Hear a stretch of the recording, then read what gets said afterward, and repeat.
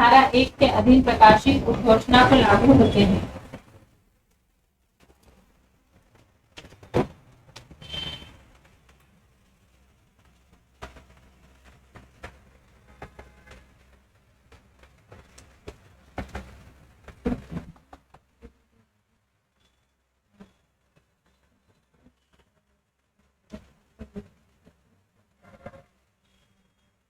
अच्छा,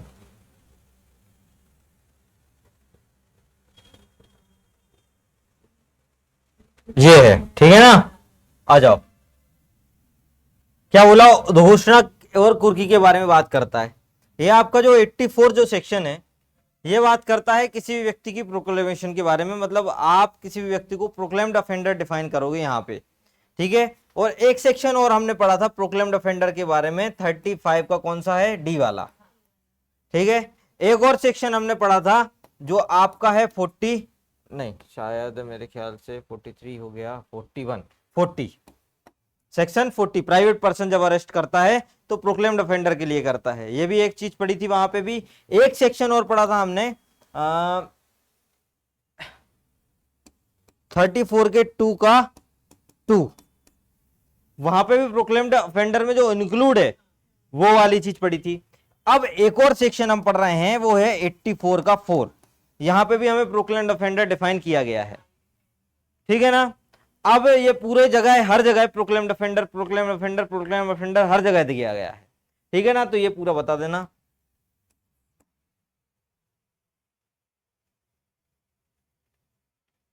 अब समझना क्या लिखा है, यदि किसी न्यायालय को, ये बहुत इंपॉर्टेंट है, एविडेंस लेने के पश्चात भी काम चल सकता है या लिए बिना भी काम चल सकता है, वेरी इंपॉर्टेंट। अगर किसी भी कोर्ट को लगता है कि इस पे एविडेंस लेना है तो ले ले, और अगर नहीं लगता है तो मत ले, कोई दिक्कत की बात है क्या, नहीं है, कोई दिक्कत की बात नहीं है। और विश्वास करने का कारण है, रीजन टू बिलीव है कि कोई व्यक्ति जिसके विरुद्ध वारंट जारी किया गया है, फरार हो गया है या छिपा रहा है या वारंट का निष्पादन नहीं किया गया जा सकता, तो न्यायालय से उससे यह अपेक्षा करेगा कि लिखित उद्घोषणा क्या करे, प्रकाशित करे। मतलब आपका प्रोक्लेमेशन कैसे होना चाहिए, हमेशा रिटन में होगा। जारी कौन करता है, कोर्ट। कब करता है, जब रीजन टू बिलीव है। कब करता है, जब रीजन टू बिलीव है, उसको पता है कि वो व्यक्ति छुपा रहा है, उसको पता है वो व्यक्ति भाग रहा है, उसको पता है वो व्यक्ति भाग जाएगा, ये सब चीजें हैं, उस कंडीशन में करेगा, ठीक है। न्यायालय अपेक्षा करने वाली लिखित उद्घोषणा प्रकाशित करेगा। देखो दो चीजें हैं, बहुत अच्छे से समझ लेना इस कहानी को। चलो, हम प्री में अक्सर गलत करते हैं और इंटरव्यू में जब हम कानो कान सुनते हैं तो भी गलत करते हैं। यहां से क्वेश्चन बहुत अच्छे से बनते हैं।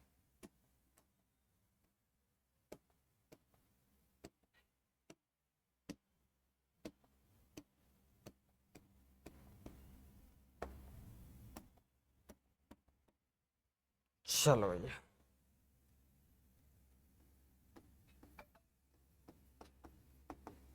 सेक्शन 84 है ना, क्या बात करता है, ये बात करता है प्रोक्लेमेशन के बारे में। किसके बारे में बात कर रहा है, प्रोक्लेमेशन के बारे में, ठीक है। कौन डिक्लेयर करता है, कोर्ट करती है। कोर्ट को इस बेसिस पे करती है, एक तो एविडेंस पे भी करेगी, विदाउट एविडेंस भी करेगी, कोई दिक्कत की बात नहीं है ना। एविडेंस के साथ भी कर सकती है और विदाउट एविडेंस के भी कर सकती है। लेकिन कोर्ट को क्या होना चाहिए, रीजन टू बिलीव होना चाहिए। क्या होना चाहिए, कोर्ट को रीजन टू बिलीव होना चाहिए, विश्वास करने का कारण होना चाहिए। ये रीजन टू बिलीव 3 तरीके का होता है। तो वो व्यक्ति क्या कर रहा है, छिपा रहा है, वो व्यक्ति क्या हो रहा है, एब्सकॉन्ड हो रहा है, फरार हो जाएगा, है ना। वो व्यक्ति क्या कर रहा है, वारंट एग्जीक्यूट नहीं होने दे रहा है,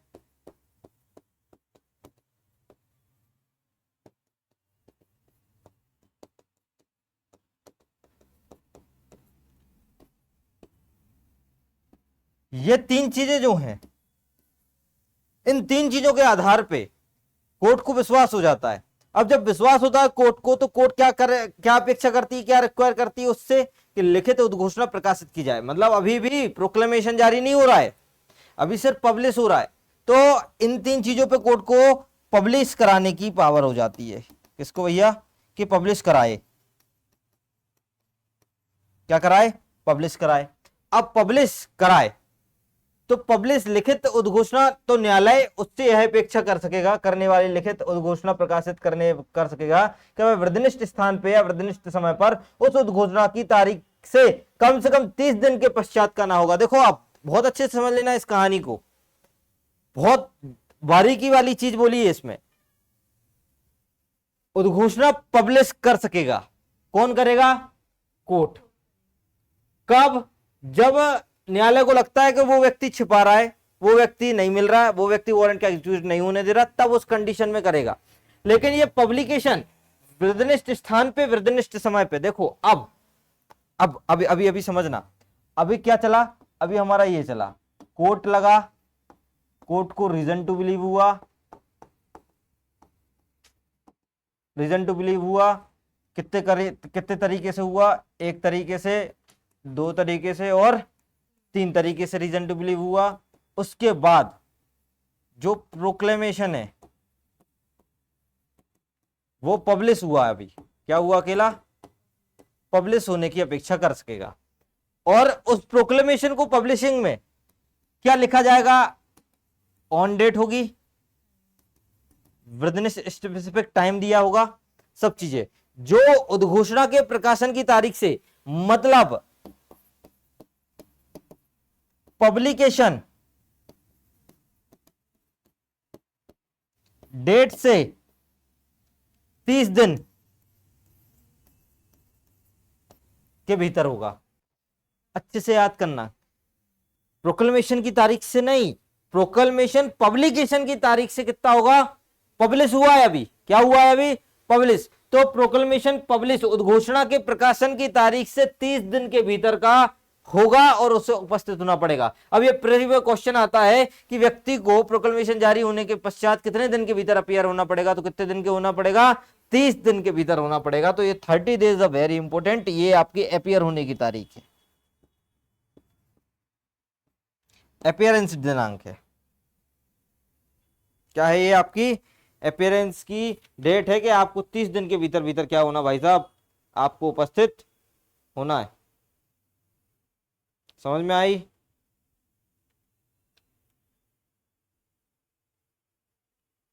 फॉर गिविंग सफिशिएंट टाइम। हाँ, अब एक क्वेश्चन ये आता है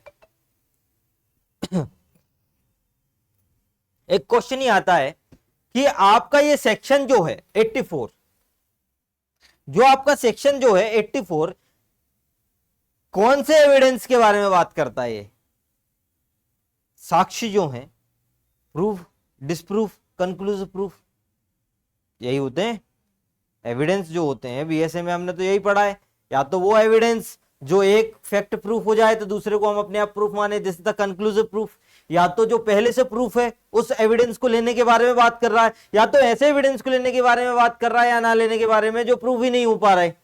यही पढ़ा हमने कि नहीं पढ़ा? तो अब ये क्वेश्चन आता है प्री में कि दिस इज कौन से सेक्शन के बारे में, कौन से एविडेंस के बारे में। तो ये कौन सा एविडेंस के बारे में बोल रहा है कि रीजन टू बिलीव है कि ये मिलेगा नहीं मिलेगा, साक्ष्य लेने के पश्चात या लिए बिना रीजन टू बिलीव कर रहे हैं। तो ये बोला this is the conclusive proof of evidence. इसका मतलब हम मानेंगे इसमें, क्या मान रहे हैं हम इसमें? ये कंक्लूसिव प्रूफ है। ये क्या है भैया? कंक्लूसिव प्रूफ है कि इसके खिलाफ पहले से एविडेंस मिल चुका है, इसलिए हम क्या कर रहे हैं? प्रोक्लेमेशन जारी कर रहे हैं। क्या जारी कर रहे हैं? प्रोक्लेमेशन जारी कर रहे हैं कि हमें पता है कि ये व्यक्ति एब्सकॉन्ड हो रहा है, छिपा रहा है, वारंट का एग्जीक्यूशन नहीं हो रहा है। इसका मतलब अगर हम बोलें कि इस दोनों के बीच में, मतलब आपके सबसे पहली बात, एक होता है वारंट जारी। क्या होता है? वारंट जारी होता है। तो वारंट जारी करने के बाद ही प्रोक्लेमेशन जारी होता है। जनरल कॉन्सेप्ट है ये तो। आप क्योंकि हमें पता कैसे चल रहा है, हमें तो पढ़ने पे पता चल रहा ना कि वारंट जारी होगा उसके बाद ही प्रोक्लेमेशन जारी होगा, बिना वारंट जारी किए। क्योंकि वो व्यक्ति क्या कर रहा है? वारंट के एग्जीक्यूशन से बच रहा है। व्यक्ति क्या कर रहा है? अपने आप को छिपा रहा है। व्यक्ति क्या कर रहा है? व्यक्ति एब्सकॉन्ड हो रहा है, तभी तो वो बच रहा है। तो इसलिए जनरल कॉन्सेप्ट ये होगा कि वारंट के बाद, आफ्टर वारंट के बाद ही क्या होगा, प्रोक्लेमेशन जारी होगा। क्लियर कॉन्सेप्ट, बताइए, समझ में आया? अब देखो, अब अपियर होना है, ये भी हमने पढ़ा, बड़े अच्छे से पढ़ा चीजों और ये मेंस है, क्या है ये? हाँ, अब आते हैं सबसेक्शन 2, क्या बात करता है, उद्घोषणा निम्नलिखित रूप से प्रकाशित की जाएगी। देखो, उद्घोषणा जो है, प्रोक्लेमेशन जो है, वो निम्नलिखित रूप से पब्लिश की जाती है। अब पब्लिकेशन के टाइप बता दिए, किसके टाइप बता रहे हैं यहाँ पे पब्लिकेशन के टाइप बता रहे हैं कि व्हाट आपका पब्लिकेशन कैसे कैसे होता है। देखो, अब पब्लिकेशन जो होता है, देखिए इसमें लिखा है नगर में, ग्राम में मामूली तौर पर निवास करता है, वहां चिपका दो, सार्वजनिक तौर से दिखने लगे, वो पब्लिकेशन हो गया। दूसरा बोल रहा है कि गृह वास स्थान या ऐसे मामूली तौर पर निवास जहां करता है उसके सदस्य भाग पे लगा दो, बिल्कुल लगा दो, कोई दिक्कत नहीं, वहां पे भी सबको दिखना चाहिए। इसके बाद क्या बोलता है, इसके बाद बोलता है उसकी एक प्रति न्याय सदन में भी लगानी जानी चाहिए। बिल्कुल 3 तरीके से इसको बांटा गया है पब्लिकेशन को आपके, तो ये आपको बिल्कुल अच्छे से याद रखना पड़ेगा कि कैसे कैसे बांटा है। पहली चीज आपका बांटा है, ग्राम या नगर में ऐसा व्यक्ति साधारणतः अगर निवास करता है सदृश्य स्थान में सार्वजनिक रूप से पढ़ी जाएगी, चिपकाई नहीं जाएगी। मतलब पहले वाले पॉइंट में आपका अगर मैं बोल दूं कि प्रोक्लेमेशन के आपके कितने तरीके से की जाएगी, तो आपका पहली चीज है रीड करना है। क्या करना है? रीड करना है, वो भी आपको पब्लिकली, ठीक है। दूसरी चीज आपको क्या करना है, अफिक्स करना है, वो भी कैसे करना है, पब्लिकली। तीसरी चीज कोर्ट में लगाना है, कोर्ट में एक कॉपी उसकी अफिक्स करना है, वो भी कैसे करना है, आपको सहदृश्य भाग पे लगाना है जिससे सबको दिखे, आते जाते सबको दिखता रहे। क्लियर बात है? अब एक काम करिए, आप लोग पीछे शेड्यूल में जाइए, सेकंड शेड्यूल में, और वहां पे प्रोक्लेमेशन का आपका प्रारूप होगा, प्रोक्लेमेशन का प्रारूप होगा, और वो भी आप यहीं लिख लीजिए कि प्रोक्लेमेशन का प्रारूप देखना, जरा 5 या 4 या 6 के आसपास देखना। 6 है ना, 6, तो आप लिख लेना प्रोक्लेमेशन का जो फॉर्म नंबर है कितना है, 6 है। नहीं 85 नहीं, ओनली 84 है ना, तो मेरे ख्याल से 6 और आपका 5,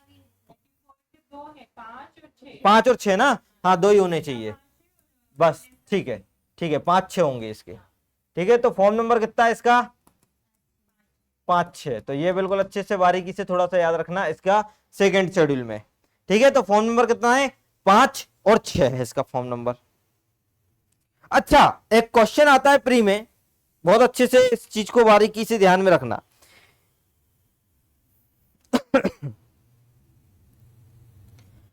कि हमने अभी प्रोक्लेमेशन में पढ़ा कि प्रोक्लेमेशन जब भी पब्लिश होता है तो उस पे जिस डेट को और जिस टाइम को आपको अपीयर होना है वो दिखी होगी। तो क्या प्रोक्लेमेशन की तारीख में वो दिन भी अपीयर होगा या वो दिन भी काउंट किया जाएगा 30 दिन में? जैसे मान के चलो आज दिनांक 20 तारीख को एक प्रोक्लेमेशन पब्लिश होता है और उसमें लिखा रहता है कि 20 तारीख से 30 दिन और गिन लो, कितने बचे आपके, अगली तारीख को 20, अगली 20 तारीख या 10 तारीख मान लीजिए, 10 तारीख मान ले, है ना, सीधा नहीं 10 सही तो है, सही है 20 है ना, अगली तारीख की 20 तारीख होगी ये। तो अब ये 20 और ये 20 गिना जाएगा क्या 30 दिन में, ये क्वेश्चन है, बताओ।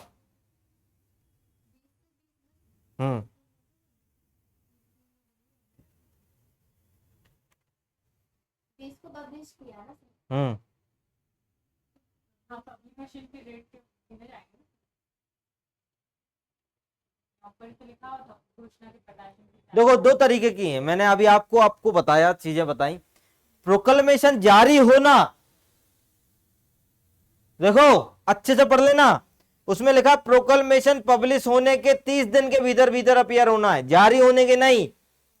प्रोक्लेमेशन जारी होना, प्रोक्लेमेशन जारी होने के 30 दिन के भीतर भीतर, ऐसा लिखा है कि पब्लिश लिखा है, प्रकाशन की तारीख से कम 30 दिन पश्चात। अब मुझे ये बताइए कि प्रकाशन की तारीख में 30 दिन गिना जाएगा कि नहीं, पहली चीज ये बताओ। और दूसरी चीज ये बताओ कि उद्घोषणा जिस दिन जारी हुई वो 30 दिन में गिना जाएगा कि नहीं गिना जाएगा। क्योंकि देखो आज मैं यहां से बोल रहा हूं कि आज से छुट्टी डिक्लेयर, लेकिन मैंने कल न्यूज निकाल दी उसी चीज की। तो जिस दिन से न्यूज निकली, जैसे कैसा होता है, आज कमेटी बैठी संसद में कुछ बैठा और कल न्यूज में आ जाता है, तो कल हुआ पब्लिश, कल क्या हुआ पब्लिश, लेकिन डिक्लेयर कब हुआ, एक दिन पहले, एक दिन पहले डिक्लेयर हो गया ना। नोटबंदी हुई रात को 8 बजे हुई, पब्लिश कब हुई, अगले दिन से। लाइन लगी कब, सुबह से, क्योंकि रात को 8 बजे डिक्लेयर पहले हो गया ना, उद्घोषणा जारी पहले हो गई कि एक विजय नाम के लड़के को हमें प्रोक्लेम्ड ऑफेंडर घोषित करना है, मिल ही नहीं रहा, लेकिन अब पब्लिश कराना पड़ेगा। क्यों, क्योंकि लोगों को तो पता चलेगा ये विजय नाम का लड़का जब जब दिखे तो हमें बता देना 50 लाख रुपए नाम है मेरे पे। ठीक है ना, कितने, 50 लाख रुपए नाम किस पे है, पकड़ो तो फिर, सस्ते हूं, अरे यार। ठीक है, तो देखो सीधा सीधा लिखना 30 दिन के समय में, ये हेडलाइन आप लोग बना लो, कभी गलत नहीं होगा। 30 दिन के समय में उद्घोषणा जारी होने की दिनांक नहीं गिनी जाती। 30 दिन के समय में उद्घोषणा जारी होने की दिनांक नहीं गिनी जाएगी, क्योंकि पब्लिकेशन की तारीख से गिना जाएगा। कितने दिन से गिना जाएगा, पब्लिकेशन की तारीख से गिना जाएगा दोस्त मेरे।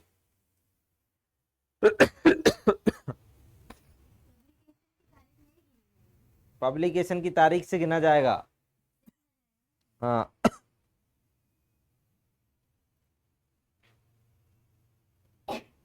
अगर मान के चलिए 30 दिन से अगर कम समय दिया है, फिर अगर 30 दिन से कम समय दिया तो फिर प्रोक्लेमेशन अवैध होगा, इलीगल होगा, क्योंकि उसमें लिखा पश्चात, एक वर्ड लिखा है उसमें पश्चात, मतलब 30 दिन कंप्लीट करना है, आपको 30 दिन की मोहलत देनी ही पड़ेगी।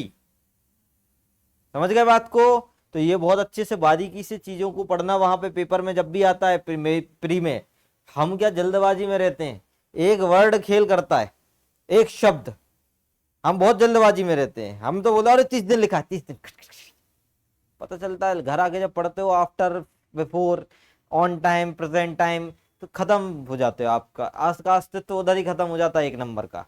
ठीक है ना, चलिए अब आते हैं। देखो अब आपका जो 5 वाला जो था, ये 5 वाला जो था ये एक्यूज के लिए था, और ये 6 वाला जो था ये विटनेस के लिए था। ये लिखा था ना उसमें, ये लिख लेना, ये पूछ लिया जाए कल के दिन प्री में, तो आप लोगों को यह लिखना आना चाहिए कि फॉर्म नंबर 5 जो है वो एक्यूज के लिए है, और फॉर्म नंबर जो 6 जो है वो विटनेस की प्रोक्लेमेशन के बारे में बात करता है। इसका मतलब हमें कॉन्सेप्ट क्लियर कर दिया इनने। 84 5 में गया, मतलब 84 सेक्शन किसके बारे में बात कर रहा है, एक्यूज पर्सन के बारे में बात कर रहा है। किसके बारे में बात कर रहा है, एक्यूज पर्सन के बारे में बात कर रहा है। क्लियर बात हो रही है,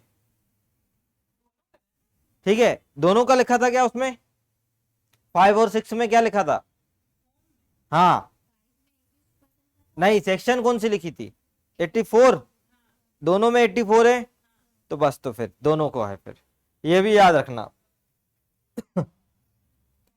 इसमें तो 84 भी है और 90 और 93 भी।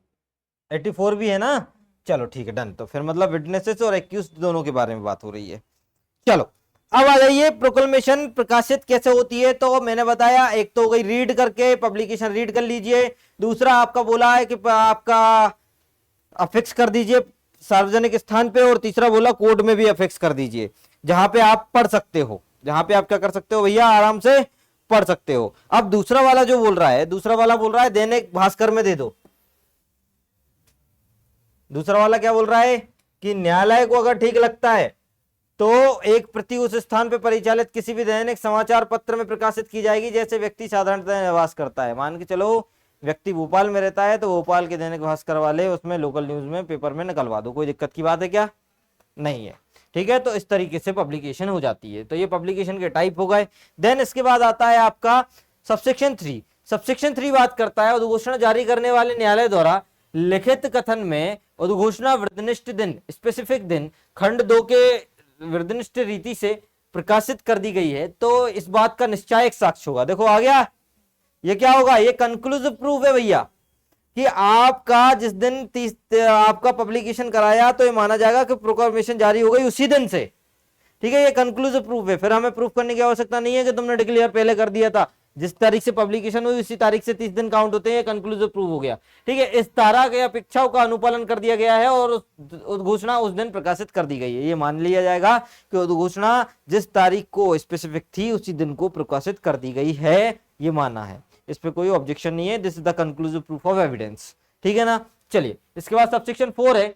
सबसेक्शन 4 बोलता है उपधारा 1 आप पढ़ के आए हो, वहां पे प्रकाशित की गई उद्घोषणा है, प्रोक्लेमेशन है, ऐसे अपराध के बारे में कोई ऑफेंस किया है किसी एक्यूज पर्सन ने, अगर एक्यूज पर्सन के, अब देखो यहाँ पे क्लियर कर दिया उन्होंने, क्या क्लियर किया, यहाँ पे एक्यूज पर्सन के बारे में बोल रहा है। अगर आपसे पूछा जाए 84 का 4 में जो प्रोक्लेम्ड ऑफेंडर है, वो प्रोक्लेम्ड ऑफेंडर कौन होता है, तो वो कौन होता है, एक्यूज्ड पर्सन होता है। कौन होता है भैया, वो एक्यूज्ड पर्सन होता है। विटनेसेस के बारे में बात नहीं हो रही है, बिल्कुल क्लियर कर लेना।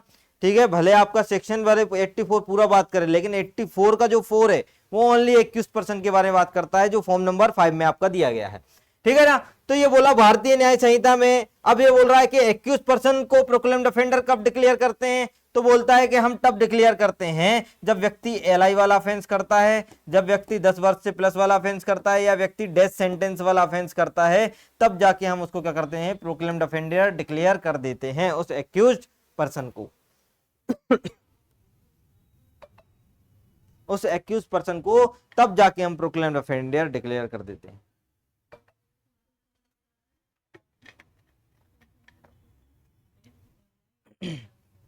समझ में आई, चलो देन आ गया। अब आप सुनते जाना, धीरे धीरे धीरे धीरे धीरे धीरे आगे बढ़ते हैं। देखिए अब आता है, अब जो आता है वो क्या आता है, देखिए हाँ, अब जिस समय स्थान पे उपस्थित होने में अगर वो असफल रहता है तब न्यायालय जांच करता है, जैसा कि ठीक समझे, और अपराधी की प्रकट करके उसको घोषणा कर देता है, उद्घोषणा कर देता है। सबसेक्शन 5 उपधारा 2 और उपधारा 3 के उपबंध न्यायालय द्वारा उपधारा 4 के अधीन की गई घोषणा को उसी प्रकार लागू होंगे जैसे वे उपधारा के अधीन प्रकाशित उद्घोषणा को लागू होते हैं, जैसे वे उद्घोषणा प्रकाशित होने के लागू होते हैं। देखो क्लियर बात कर दिया उन्होंने कि 2 और 3 में हम जैसे भी उद्घोषणा जारी कर रहे हैं हम वैसे ही करेंगे जैसे कि 1 में करते हैं। 1 में कैसे करते हैं, 30 दिन के भीतर भीतर भीतर आपको अपीयर होना पड़ेगा, जारी करेंगे, फिर पब्लिश करेंगे, पब्लिकेशन की तारीख से 30 दिन, जारी की तारीख से 30 दिन नहीं, पब्लिकेशन की तारीख से 30 दिन, जारी करने वाली तारीख नहीं गिनी जाएगी, बड़े अच्छे से याद रख लेना। ठीक है, अब आते हैं 85 इसी का एक बड़ा भाई है। किसका बड़ा भाई है, इसी का बड़ा भाई है। क्या बोलता है 85 बोलता है फरार व्यक्ति की संपत्ति की अटैचमेंट के बारे में। अब हो गई प्रोक्लेमेशन जारी, अब प्रोक्लेमेशन के बाद बेटा तुम नहीं आ रहा है तो अब हमारे पास तो कोई चारा है नहीं कि अब हम क्या करें, तुम नहीं आ रहे तो क्या करेंगे, तुम्हारी प्रॉपर्टी तो है, हमारे जुरिस्डिक्शन में किसकी प्रॉपर्टी है, तुम्हारी प्रॉपर्टी है। अब हम क्या करेंगे, उसको अटैच करेंगे। हम क्या करेंगे, अब उसको अटैच करेंगे। देखिए अब समझना बड़े अच्छे से इन सब चीजों को। क्या लिखा है 85 लिखा है, 84 में हमने प्रोक्लेमेशन जारी करने वाले कोर्ट को ऐसे कारण लेखबद्ध कराए। इसका मतलब ये क्वेश्चन का आंसर बनता है, जब भी प्रोक्लेमेशन जारी होगी कोर्ट क्या करेगा, रीजन रिकॉर्ड करेगा। पहला क्वेश्चन, ठीक है। अब उद्घोषणा जारी करने के पश्चात, very important, afterward is the very important, पश्चात किसी भी समय, एट एनी टाइम, उद्घोषित व्यक्ति चल अचल दोनों प्रकार की किसी भी संपत्ति की कुर्की का आदेश दे सकता है। Very important for pre, clear concept है 85 सेक्शन का। ये बात करता है अटैचमेंट के बारे में। किसके बारे में बात हो रही, अटैचमेंट के बारे में। अटैचमेंट कौन करता है, जिस कोर्ट ने प्रोक्लेमेशन जारी किया है। बात खत्म हो गई।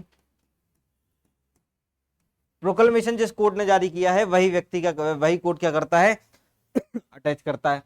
अब अटैच जब भी करोगे तो आपको रीजन रिकॉर्ड करना पड़ेगा। क्या करना पड़ेगा भैया, रीजन रिकॉर्ड करना पड़ेगा कि ऐसे कारणों को लेखबद्ध करना है, और प्रोक्लेमेशन जारी होने के बाद ही करना है। किसके बाद करना भैया, प्रोक्लेमेशन के बाद ही करना है, मतलब आफ्टर प्रोक्लेमेशन। आफ्टर प्रोक्लेमेशन ही क्या बनेगा, अटैचमेंट बनेगा। ये जनरल है, चाहे मूवेबल प्रॉपर्टी अटैच कर लो कोई दिक्कत की बात नहीं है, चाहे इमूवेबल कर लो कोई दिक्कत की बात नहीं है, चाहे दोनों कर लो, बोथ दोनों कर लो, कोई भी प्रॉपर्टी कर लो, अटैच कर लो। क्लियर बात हो गई इतनी, क्योंकि आप आ नहीं रहे हो, आप फरार हो, आपके प्रोक्लेमेशन जारी करके देख लिया, आप नहीं आ रहे। अब आप नहीं आ रहे तो हम आपकी प्रॉपर्टी को क्या करेंगे दोस्त, अटैच करेंगे। क्लियर कॉन्सेप्ट है। प्रोवाइजो बहुत इंपॉर्टेंट है। लो, प्रोवाइजो बहुत इंपॉर्टेंट है। क्या बोल रहा है प्रोवाइजो, प्रोवाइजो क्या बोलता है, प्रोवाइजो बोलता है कि यदि उद्घोषणा जारी करते समय, हाँ एक चीज और, अटैचमेंट कब करेगा, अटैचमेंट कब करेगा, तो ये बोल रहा है प्रोक्लेमेशन के पश्चात, एट एनी टाइम, किसी भी समय, किसी भी, लेकिन प्रोक्लेमेशन जारी होने के पश्चात। अब देखो प्रोवाइजो खेल कर देता है, प्रोवाइजो सीधा सीधा आप लोगों को घुमाने की पूरी कोशिश में लगा है। क्या बोलता है, यदि उद्घोषणा जारी करते समय न्यायालय का शपथ पत्र द्वारा या अन्यथा समाधान हो जाता है, मान के चलो कोई एफिडेविट लगा के समाधान कर देता है कोर्ट का, उसने बोला कि भाई व्यक्ति जिसके संबंध में उद्घोषणा निकाली, सर अगर कोई विजय नाम का व्यक्ति है उसके संबंध में आपने प्रोक्लेमेशन जारी किया है, और सर आप सोच रहे हो वो 30 दिन में आ जाएगा, आप इसलिए प्रोक्लेमेशन जारी करते हो, ठीक है, लेकिन वो व्यक्ति तो अपनी पूरी प्रॉपर्टी बेचने के चक्कर में, विजय माल्या,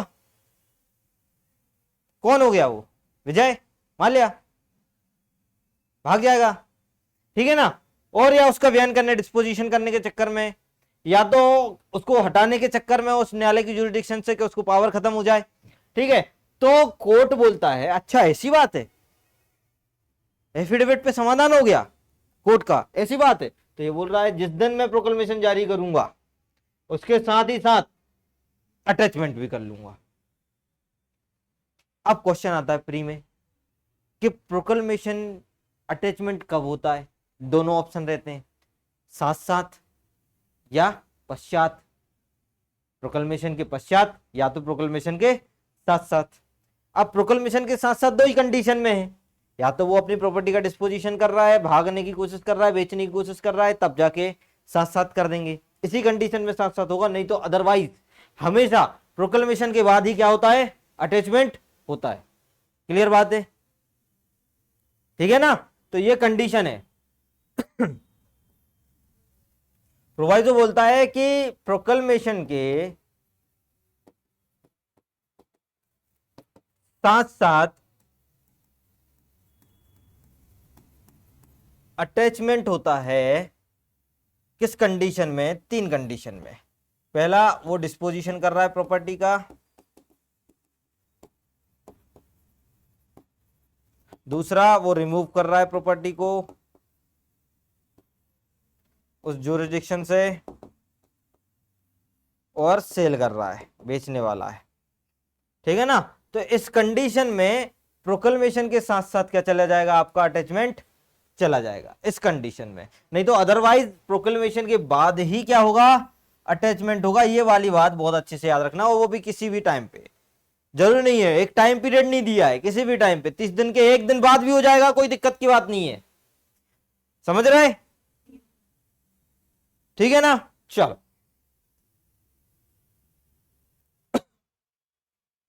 आगे, अब देखिए क्या लिखा है। अब दूसरा वाला सब सेक्शन बोलता है, ये क्लियर कर देता है, क्या क्लियर करता है कि ऐसा आदेश उस जिले में, अब ऑर्डर भी तो चाहिए, ऐसा आदेश उस जिले में जिसमें वह दिया गया है उस व्यक्ति किसी भी संपत्ति की कुर्की की प्राधिकृत करेगा, जिस जिले में उसकी प्रॉपर्टी है उस जिले का कोई भी अधिकारी उस संपत्ति की कुर्की कर देगा, और उस जिले के बाहर अगर किसी व्यक्ति की संपत्ति की कुर्की के लिए तब प्राधिकृत होगा जब उस जिला मजिस्ट्रेट मतलब डीएम साहब द्वारा जिले के ऐसी संपत्ति स्थित है प्रस्तावित कर दिया जाता है। इसका मतलब अगर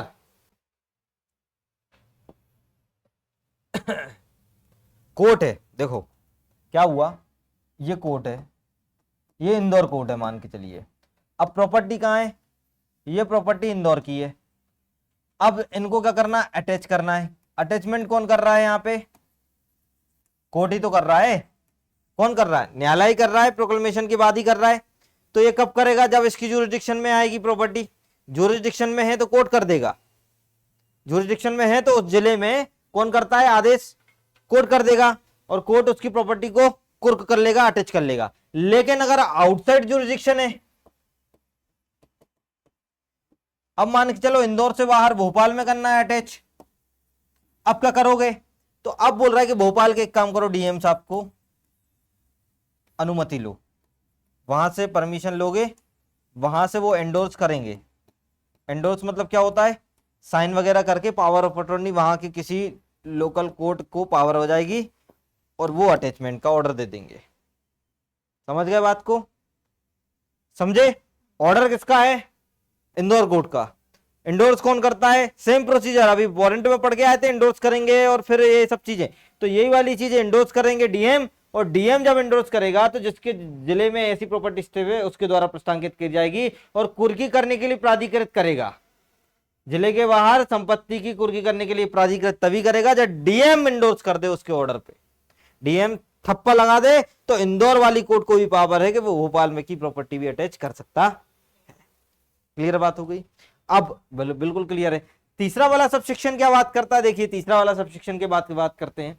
यह बोला जाता है यदि वह संपत्ति जिसको कुर्क करने का आदेश दिया है ऋण या अन्य चल संपत्ति है। देखो अब दो चीजें बढ़ गई यहां पे। देखो एक आपका जो तीसरा वाला है ये बात करता है मूवेबल के बारे में। किसके बारे में बात करता है? मूवेबल। और जो आपका चौथा वाला है ये बात करता है इमूवेबल के बारे में।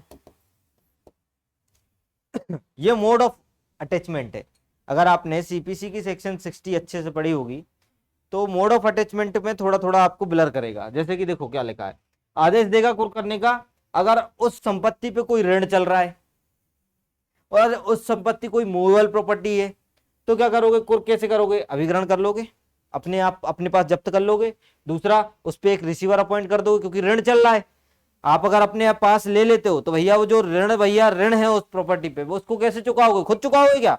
नहीं, एक रिसीवर अपॉइंट कर दो ना, काम करेगा उसके लिए, उसकी सैलरी फिक्स हो जाएगी और धीरे धीरे ऋण भी चुकता जाएगा, कोई दिक्कत नहीं है। उसके बाद आपका उद्घोषित व्यक्ति जिसके निमित्त किसी व्यक्ति को संपत्ति का परिधान के प्रतिषेध करने वाला कोई लिखित आदेश दिया गया है कि आप उसका अटैचमेंट इसलिए कर रहे हो क्योंकि आप डिलीवर ना कर पाओ, कोई व्यक्ति उसका बेच ना पाए, परिधान ना कर पाए, किसी को दे ना पाए, उसका कोई ऐलान ना आ पाए। अगर भैया कोई आ रहा है तो आपको पैसे देना पड़ेगा, आपको कारण बताना पड़ेगा चीजें। तो इसलिए बोल रहा है कि उद्घोषित व्यक्ति को या निमित्त किसी व्यक्ति को संपत्ति का परिधान प्रदर्शित करने के लिए भी कोई आदेश भी लगा सकते हो उसके साथ।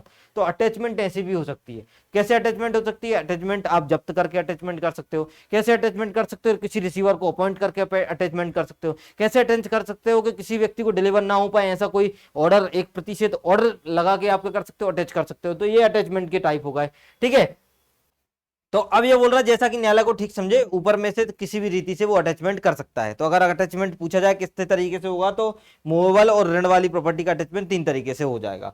अब आपका सबसेक्शन 4 बोलता है कि आप मान के चलिए कोई प्रॉपर्टी है वो अचल है। अचल मतलब इमूवेबल है। अब इमूवेबल है मतलब कोई जमीन है, और जमीन है मतलब उस पर कोई ना कोई राजस्व आता ही होगा। राजस्व मतलब आपको ऋण तो भरना ही पड़ेगा, आपका रेवेन्यू देना ही पड़ेगा। जब भी रेवेन्यू की बात आती है तो एक महोदय आते हैं, उनका नाम है कलेक्टर साहब। तो अब बोला कि भैया अगर राजस्व देने वाली भूमि है तो अटैचमेंट किसके द्वारा होगी? कलेक्टर के माध्यम से होगी, फिर कोर्ट के द्वारा नहीं होगी। तो बोले कैसे होगी? सेम कब्जा लेके कर लेंगे कलेक्टर साहब, रिसीवर को अपॉइंट करके कर लेंगे, या ऐसा कोई आदेश दे देंगे जो वो प्रॉपर्टी किसी को दे ही ना पाए, प्रतिषेध लगा देंगे कि ये प्रॉपर्टी बिकाऊ नहीं है भैया, अटैच है। ठीक है ना? और जो भी रीतियां हैं, जो भी ठीक समझे, न्यायालय ठीक समझे, वैसी रीति से कर सकेगा। अब आपका सबसेक्शन आता है 5 क्या बोल रहा है कि यदि संपत्ति का कुर्की का आदेश दे दिया, मान के चलिए ये आपकी एक प्रॉपर्टी है, इस प्रॉपर्टी का अटैचमेंट हो गया है। क्या हो गया? इसको अटैच कर लिए और ये अटैच कर लिए। अब मान के चलो ये टमाटर है, क्या है ये? चल संपत्ति है, टमाटर है, ये तो सड़ जाएंगे, 1 हफ्ते भी नहीं चलने वाले, बीनस्वर प्रकृति के हैं, या किसी जीव का धन है जिसको आपको देना मैंडेटरी है। ठीक है ना? अब क्या बोले? तो बोले न्यायालय अगर समझता है, न्यायालय को लगता है कि भैया इसको तुरंत सेल कर देना चाहिए। टमाटर के रेट 60 रुपए किलो चल रहे हैं, अभी थोड़ी देर बाद 100 के हो जाएंगे, है ना? तो अब प्रॉब्लम क्या आ रही? प्रॉब्लम टमाटर है, एक तो महंगा है, ऊपर से सड़ने वाला है। तो जो कोर्ट है, कोर्ट को लगता है एक काम करो, सेल करो।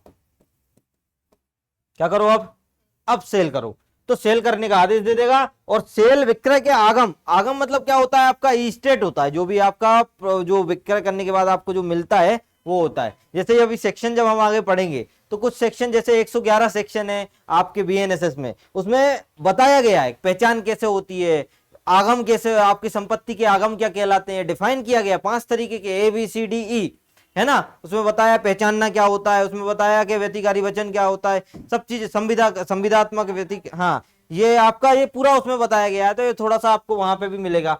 ठीक है, इसके बाद आता है सबसेक्शन 6। सबसेक्शन 6 सीधा बोलता है सीपीसी पढ़ लो, और सीपीसी में बोलता है एक काम करो, ऑर्डर 40 पढ़ो, जिसमें रिसीवर अपॉइंट किया जाता है। तो रूल 1 में रिसीवर अपॉइंट होता है, रूल 5 में उसकी ड्यूटी वगैरह बताई जाती है। बात ही खत्म हो गई। परिश्रम में आपका 4 में बता देता है, सब चीजें आपकी सिलेक्टेड हैं। तो बोलता है सेम रिसीवर की अपॉइंटमेंट वैसी की जाएगी जैसे कि आपकी सीपीसी के ऑर्डर 40 में की जाती है। क्लियर बात है? ये 2 टॉपिक अच्छे से समझ में याद हुए? ठीक है ना। तो ये पूरी जो आपकी जो स्लाइड है, ये बड़े अच्छे से इनको बना लो, और आज के लिए इतना काफी। ठीक है, तो दोस्त मिलते हैं, नमस्कार, शुक्रिया, धन्यवाद, और जुड़े रहिए ड्रीम जुडिशरी इंदौर के साथ।